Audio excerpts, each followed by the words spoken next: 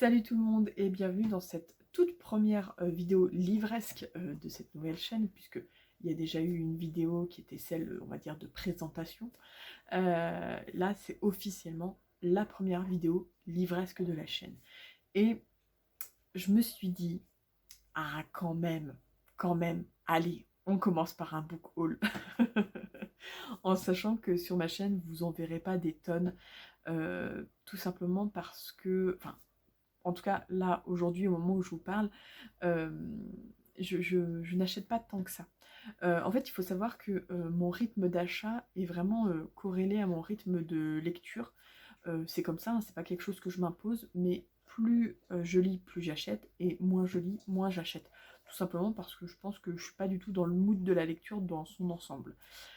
En ce moment, je lis moins par manque de temps, de motivation, de plein de choses, mais on aura l'occasion d'en reparler. Du coup, j'ai quand même tendance à moins acheter. C'est-à-dire que là, je dois avoir une dizaine de livres à vous présenter. J'ai pas compté. On va compter. 1, 2, 3, 4, 5, 6, 7, 8, 9, 10, 11, 12, 13. 13 dont 2 e-books. Donc on va dire 11 livres papier. Et ça, c'est des achats qui ont été faits sur les 3, 4 derniers mois. Je dirais 4 derniers mois au moins. Il doit y en avoir qui datent de mai, je crois. Donc ouais, allez, on va dire les 3-4 derniers mois. Donc 13 romans sur, allez, même 3 mois, je trouve que ça va. Je trouve que ça va parce que ça fait une moyenne en fait de 4 romans par mois. Ce qui revient du coup à mon rythme de lecture, puisque actuellement je lis environ 5 romans par mois. Voilà. Donc comme je vous dis, c'est toujours corrélé, c'est très très drôle. Donc du coup j'ai des piles à lire qui ne baissent pas, mais qui ne montent pas trop non plus. Donc ça va, c'est cool. Bref, on va commencer tout de suite avec ce book haul. Donc ne me demandez pas quel livre a été acheté, quand, machin, je me rappelle pas. Voilà, je me rappelle pas et j'ai cru qu'il y avait Rani là-dedans. C'est mon, c'est mon étendoir à linge. Mais non, étendoir, étendage, étendoir à linge. Gros doute. Bref, j'ai cru qu'il y avait quelqu'un, mais non, c'est juste les chemises qui sèchent. Voilà, bref. Ça va être n'importe quoi ces vidéos non montées, hein, je vous le dis. Hein. Donc on va commencer tout de suite. Et comme je vous disais, je ne sais pas quand les romans ont été achetés. Voilà, bref, on s'en fiche. Allez, je commence avec le premier de la pile. Le premier de la pile, il s'agit de Sorcery of Thorns de Margaret Rogerson, donc aux éditions Brajlon, collection Big Bang, donc c'est la collection Young Adult.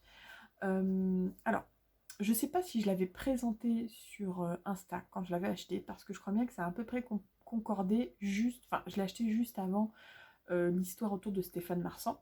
Donc si vous ne savez pas ce qui s'est passé avec Stéphane Marsan, qui était grand patron de Brajlon, enfin, un des patrons de Brajlon, je vous laisse aller taper sur Google, vous allez trouver votre bonheur. Euh, Bref, et en fait, il y a eu un moment donné, je m'en suis pas cachée du tout, j'ai décidé de boycotter Brajlon parce que la maison d'édition ne réagissait pas à tout ce qui s'était passé, il n'y avait aucun discours, aucune action de mise en place. Et ça a quand même mis du temps pour qu'il y ait des choses qui se lancent.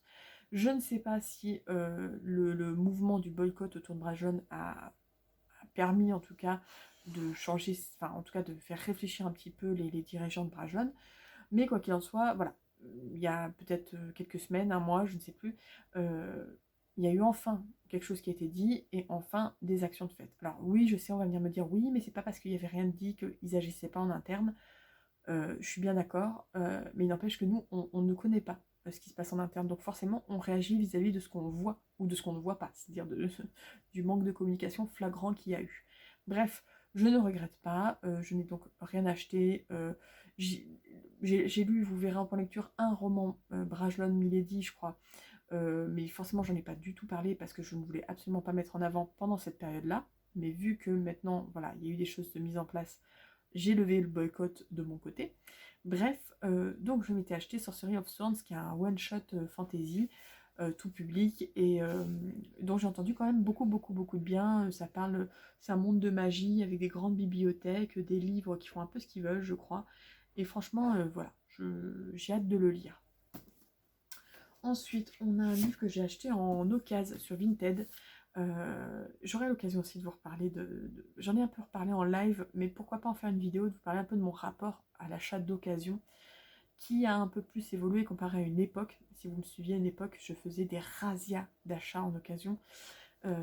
C'est plus le cas maintenant. Bref, celui-ci par contre, je l'avais vu en librairie. Maintenant, ça fonctionne comme ça, je vois en librairie, ça me donne envie, je mets dans la wishlist et j'achète vraiment les romans de ma wishlist. Donc il s'agit des voleurs de curiosité de Jess Kidd aux éditions des Presses de la Cité. On va être sur un roman plutôt enquête fantastique. Ça se passe à Londres en 1863. Donc voilà, ça vous donne un ordre d'idée. Et en fait, voilà, j'ai l'impression que ça se rapproche un peu du format, enfin de la thématique un peu freak show, vous voyez, genre, je suis pas sûre que ce soit ça, hein, mais j'ai l'impression un petit peu que c'est un peu cette ambiance freak show en fait, avec les femmes sirènes, etc. Quoique les freak shows, c'était pas forcément des personnes qui étaient, comment dire, en vrai, c'était pas des personnes qui avaient des particularités fantastiques, c'est des personnes qui avaient des particularités physiques, bien souvent, mais tout à fait, voilà, sans aucun pouvoir, quoi, genre les sœurs siamoises, les femmes à barbe, etc., etc. Bref. Mais bon, écoutez, on verra. Je ne l'ai pas encore lu. Il me donne quand même très très envie. Ensuite, celui-ci, à la base, j'avais pas prévu de l'acheter. Je ne l'ai pas acheté d'ailleurs tout de suite à sa sortie, malgré le fait que c'est un très très bel objet livre, vous allez voir. Mais finalement, j'ai craqué. Je vous explique. Donc, il s'agit de La vie invisible d'Adi Larue de V.I. Schwab. C'est une beauté. C'est une beauté ce bouquin, je vous jure. Regardez-moi ça. Alors, c'est pas un hardback, c'est un paperback. Vous avez une illustration en fait qui, je pense, représente Adi Larue. Et hop, voilà. Vous avez la jaquette qui fait un effet fantomatique. Je trouve ça génial. De toute façon, les livres de Lumen sont toujours de très beaux objets livres à un prix défiant toute concurrence puisqu'il est à 17 € alors qu'il fait 670 pages. Voilà, c'est dit. Ça fait longtemps que je n'avais pas acheté de Lumen, mais parce que je lis beaucoup moins de jeunesse actuellement, de très jeunesse, et même de young adulte, j'en lis quand même un peu moins. Celui-ci, à la base, j'avais pas prévu de l'acheter parce que V.I. Schwab, j'ai déjà lu le premier tome de Chase of Magic et le premier tome de Evil, donc c'est Vicious. Chase of Magic, j'ai jamais continué et je continuerai pas parce que j'ai trop oublié que ça m'intéresse plus. Vicious, j'ai Vengeful, le deuxième tome qui est ici, parce que là c'est ma pile à lire, hein, si vous vous posez la question derrière. Je pense que je le lirai, mais a priori c'est pas la fin. Moi je crois que c'était une duologie, mais a priori il y aura un troisième tome. Donc écoutez, on verra. Donc c'est une autrice que j'ai déjà lue, que j'ai passé des bons moments avec ses livres, mais pas des trucs de ouf. Vous voyez, genre, pour moi c'est facilement oubliable. Voilà, j'ai plus de souvenirs de Vicious, c'est pour ça que j'ai gardé Vengeful pour le lire. Autant Shades of Magic, j'ai plus aucun souvenir, ça m'a vraiment pas transcendé, quoi. J'ai vraiment pas compris la hype autour de Shades of Magic. Donc j'étais pas partie pour acheter ce roman-là, parce que je me suis dit, bon, j'ai déjà lu 2 fois cette autrice, j'ai pas été hypée, est-ce que vraiment je remets de l'argent, donc voilà. Mais j'avoue que de voir toutes les très très bonnes critiques, et notamment des personnes qui ont dit que c'était plus, que ça se rapprochait plus de l'adulte que du young adulte, et que c'était beaucoup plus... peut-être plus contemplatif, voilà, ce genre de choses, je me suis dit, peut-être que ça vaut le coup de retenter quand même un petit coup avec ce roman-là. On va voir ça. Bref, j'ai envie de lire tous les livres, on va arrêter de dire j'ai hâte de le lire. Celui-là, je vais pas le dire. Pourquoi je ne vais pas dire j'ai hâte de le lire? Mais parce que je l'ai déjà lu. Je suis trop drôle. Donc, Les Bras de Morphée de Yann Bécu en format poche. Je l'ai acheté sur un coup de tête quand j'étais en librairie. Quand je l'ai vu, je me suis dit, oh, il est sorti en poche. J'en avais entendu parler quand il était sorti, quand il avait été présélectionné au PLIB 2019, 2020, je ne me rappelle plus quelle édition. Il avait été publié en grand format aux éditions de L'Homme sans nom. Et j'avais hésité. En plus, je crois qu'on l'avait en e-book. Ouais, on l'avait en e-book par la maison d'édition. Je ne l'ai jamais lu, alors que Colline, d'un déjeuner sous la pluie, avait franchement plutôt bien aimé, l'avait trouvé très très drôle. Donc du coup, voilà, je m'étais jamais lancée, et de le voir en librairie en format poche, je me suis dit, allez, let's go. Et du coup, je l'ai lu, je crois, dans la foulée. Ça fait du bien de lire les romans dans la foulée. Et j'ai passé un très très bon moment, mais ça, je vous en reparlerai plus en point lecture. Voilà. Donc, dans Les Bras de Morphée, c'est de la SF Ça se passe dans le futur assez proche. Et en fait, vous avez un virus, rien à voir avec le coronavirus. Vous avez un virus, en fait, qui est apparu il y a une vingtaine d'années, je crois.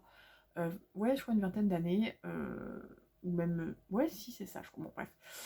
Mais un virus assez particulier, en fait, qui fait que en moyenne, les gens sont éveillés 4 heures par jour.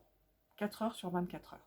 Et encore, vous en avez qui restent éveillés, une toute petite minorité plus longtemps, 6, 8, 10, 12 heures.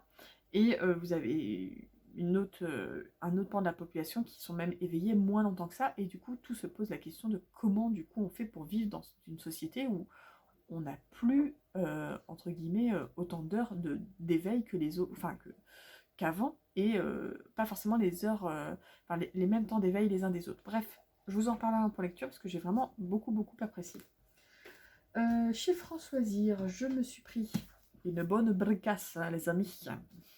Je sais pas dans quoi je me suis lancée. Là, clairement, vraiment, je regarde le bouquin et je me dis, oui, je sais pourquoi je l'ai acheté. Parce que tout le monde en parle en bien et que j'ai envie, du coup, de lire cette saga. Mais ça me fait peur. On parle de La Roue du Temps de Robert Jordan. C'est le premier tome. Il fait 1000 pages. Hein, on dirait pas comme ça, mais il fait 1000 pages. C'est un premier tome sur... Combien il y a de tomes dans cette saga? 15, 20 tomes? Je ne sais pas. Mais beaucoup. Beaucoup trop. C'est pour ça que j'ai que ça me fait peur, en fait. C'est pas tant l'histoire qui me fait peur, parce que finalement, je sais même pas de quoi ça parle. J'en entends tellement de bien par les personnes que je suis, que ce soit sur YouTube ou ailleurs, qui lisent de la SFFF adulte, que du coup j'avais envie de me lancer, surtout que voilà, clairement à Françoisire ils sont pas chers, ils les ont pas encore tous sortis, mais ils en sortent régulièrement, donc voilà. Et du coup voilà, je me suis dit allez, c'est parti, on va se lancer, voilà, on va se lancer. Ensuite, alors celui-là, si vous voulez, c'est un petit rendez-vous qu'on a avec Anaïs tous les ans. On se prend un Aurélie Valogne. Donc là, pour le coup, on est loin de la SFFF. On est carrément dans du contemporain, plutôt du truc un peu feel good, vous voyez. En fait, Anaïs, donc c'est quelqu'un que je connais qui était booktubeuse avant. Je vous avoue que je ne sais plus actuellement si elle fait encore des vidéos lecture. Je crois. En fait, je vous avoue que je regarde plus énormément de vidéos booktube en ce moment. Donc du coup, des fois, je suis pas à jour. Voilà, je sais qu'elle a une chaîne de Diamond Painting. Quoi qu'il en soit, si elle a une ou plusieurs chaînes, je vous les mettrai en barre d'infos, comme ça vous pourrez aller voir. Et donc Anaïs, on se connaît maintenant depuis peut-être quasiment depuis le début de ma chaîne. Quasiment, je pense. Si c'est pas 2014, c'est 2015 à mon avis. Donc voilà, c'est vraiment quelqu'un que je connais depuis longtemps. On a déjà eu l'occasion de se croiser au moins une fois à Montreuil, au salon de Montreuil. Je suis pas sûre qu'on se soit recroisés. Pourtant, on n'est pas si éloigné puisqu'elle est en Suisse. Bref, et en fait, depuis 4 ans, enfin c'est la quatrième année qu'on se fait une petite lecture commune tous les étés avec un Aurélie Valogne. Et en fait, franchement, j'adore ce petit rendez-vous. Donc cette année, c'est Au Petit Bonheur, la chance, et qu'on est en train de lire, enfin, pour être tout à fait franche, je l'ai déjà fini au moment où je vous parle, je suis pas censée l'avoir fini. Mais voilà, j'étais tellement, franchement, je crois que c'est pour le moment sur les 4 qu'on a lus, c'est mon préféré. Voilà, c'est mon préféré. Donc vraiment, voilà. Pareil, je vous en reparlerai en point lecture. Là, attendez, c'est quoi cette musique?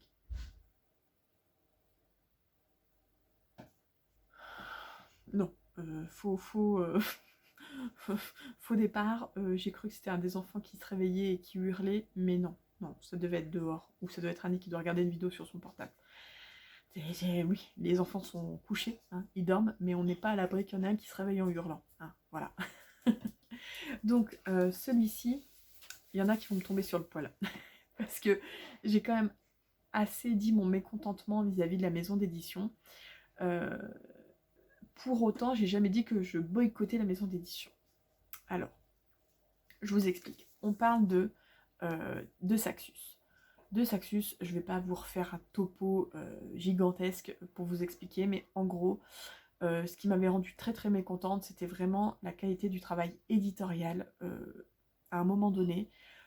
Tout ça, finalement, a quand même un bon gros prix au niveau des romans, puisque les romans paperback sont autour de 20 € et que les romans hardback, comme celui-ci, sont quand même entre 23 et 25 €, voire parfois même plus. Je ne sais plus lequel fait plus que 25, je crois, je ne me rappelle plus. Bref, il y a eu des gros soucis au niveau de la qualité du travail éditorial qui sont pas acceptables, enfin qui sont pas du tout acceptables d'une maison d'édition, mais encore moins d'une maison d'édition qui vend bien et surtout qui vend ses livres à ce prix-là. Voilà. Et puis ensuite, ce qui n'était pas très acceptable de leur part, ça a été leur communication. Voilà. Maladroite certes, mais un peu en mode c'est pas notre faute, c'est leur faute. C'est vous les éditeurs, c'est à vous de gérer, c'est à vous de vérifier que tout est bien fait, que la traduction est bien faite, que voilà. Bref, moi j'ai déjà eu l'occasion de vous en parler, je crois, alors je ne sais plus sous quel format, mais j'avais lu Le Royaume assassiné. La traduction était ultra bizarre, pourtant moi je suis pas, voilà, c'est pas quelque chose auquel je fais attention, je vous avoue, je suis pas très calée là-dessus, mais là les phrases étaient bizarres, ça voulait rien dire, enfin bref, voilà. Et c'est vrai qu'on en avait eu l'occasion d'en discuter quand même plus d'une fois, notamment avec Camelot Magicadou, avec Morgane de Histoire de mots, et en disant on va garder notre argent pour d'autres maisons d'édition. Et je suis toujours d'accord avec ça. Mais je vous avoue que pour ce roman-là, la hype est tellement forte que j'ai vraiment très très envie de le lire. Donc du coup, voilà, je me suis lancée. Je l'ai pris en hardback, certes, parce qu'en fait, voilà, j'ai tous les livres de Saxius en hardback, donc je garde en hardback, voilà. Mais je pense quand même pas me lancer dans certaines sagas qui pourtant à la base m'intéressaient. Voilà, disons que je vais quand même réduire énormément les achats de cette maison d'édition. Voilà. Ensuite, je me suis pris 2 petits romans d'un auteur que je connaissais pas du tout. Et en fait, je sais pas, pareil, j'ai flâné dans les rayons de la librairie. J'ai trouvé d'abord le deuxième tome, même si je suis même pas certaine que vous soyez obligé de lire le premier. Voilà, c'est des courts romans. Et donc du coup, j'ai pris d'abord celui-ci. Donc celui-ci, c'est le premier tome. Ça s'appelle Les tambours du dieu noir de P. Djeli Clark. Voilà, c'est vraiment très très court. Hein. Quand je vous dis que c'est court, c'est court. Et ça me donnait bien envie. C'est des courts romans qui ont été finalistes des prix Hugo, Nebula et World Fantasy 2020. On est sur un monde un peu uchronique. Alors, la première histoire dans celui-là, c'est en Louisiane, dans les années 1880. Voilà, tandis qu'une guerre de sécession interminable démantèle les États-Unis, un complot menace la Nouvelle-Orléans. Enfin voilà, c'était super sympa. La deuxième petite histoire, ça se passe au Caire en 1912. Voilà, on est sur un peu sur quelque chose de l'ordre de l'enquête. Donc dans un monde un peu uchronique, et pour ce qui est enfin uchronique et fantastique. Il n'y a pas que de l'uchronie, aussi fantastique. Et franchement, j'ai bien aimé. J'ai vraiment bien aimé. Je les ai déjà lus et je vous en reparlerai en point lecture également. Et du coup, j'ai pris le deuxième qui s'appelle Le mystère du tramway hanté, toujours du même auteur forcément. Et là, on reste avec les mêmes personnages que la deuxième histoire de celui-ci. Ça se passe toujours en Égypte en 1912, et voilà. Et on suit de nouveau des agents du ministère de l'alchimie, des enchantements et des entités surnaturelles. Voilà. Donc j'aime bien ces petites enquêtes fantastiques, je trouve ça très très cool. Et c'est aux éditions La Talente, et je trouve que voilà, que les bouquins sont... Enfin, je sais pas, j'étais contente de voir les bouquins pas trop chers. Vous me direz, pour des petits bouquins aussi courts, c'est normal, mais voilà. Celui-ci fait 12,90 € et celui-ci 10,90 € si vous vous posez la question. En tout cas, je sais pas si l'auteur compte en faire plus de ces petites histoires, mais je pense que s'il en fait plus, je serai acheteuse complètement. J'ai vraiment bien aimé. Ce roman-là, je devais à la base le recevoir et je ne l'ai jamais reçu, et je vous avoue que moi, comment dire, quand je dois les recevoir en service presse, j'ose pas relancer.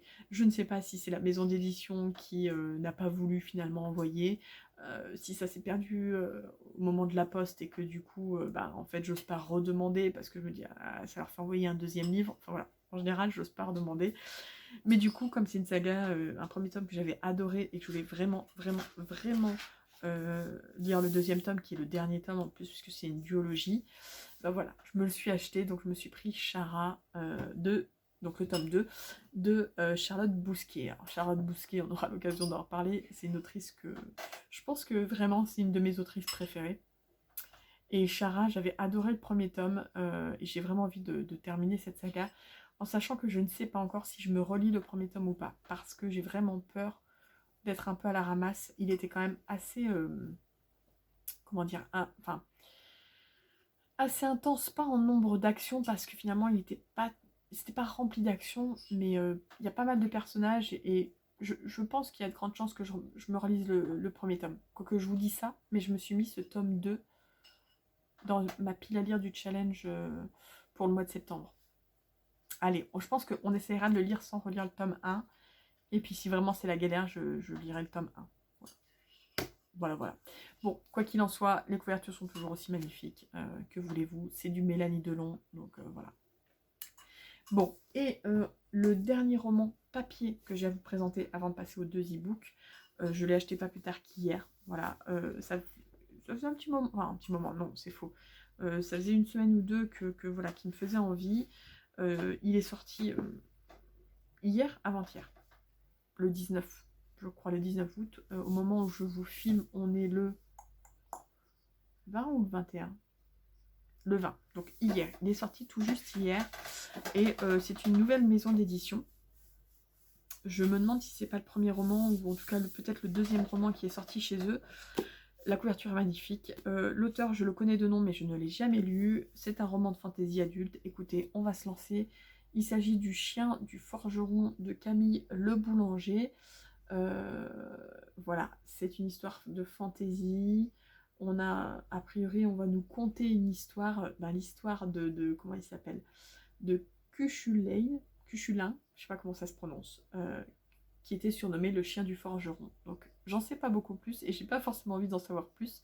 Voilà, et je vous avoue, elle est très jolie. En plus, elle est en relief là, très très beau. Il est à 19,90 €, voilà, si jamais vous vous posez la question. Moi, je l'ai trouvé en librairie, j'étais étonnée, je pensais qu'il faudrait que je le commande. Et en fait, j'avoue que la librairie, enfin une des librairies où je vais, je pense qu'ils ont vraiment des personnes qui sont calées sur le sujet de la SFFF adulte, parce que il y a vraiment du très bon. Il y a vraiment du très bon dans ce qu'ils ont en stock en librairie. Donc voilà, je l'ai pris. Et au niveau des e-books, du coup, je vous mettrai les images, comment dire, juste après.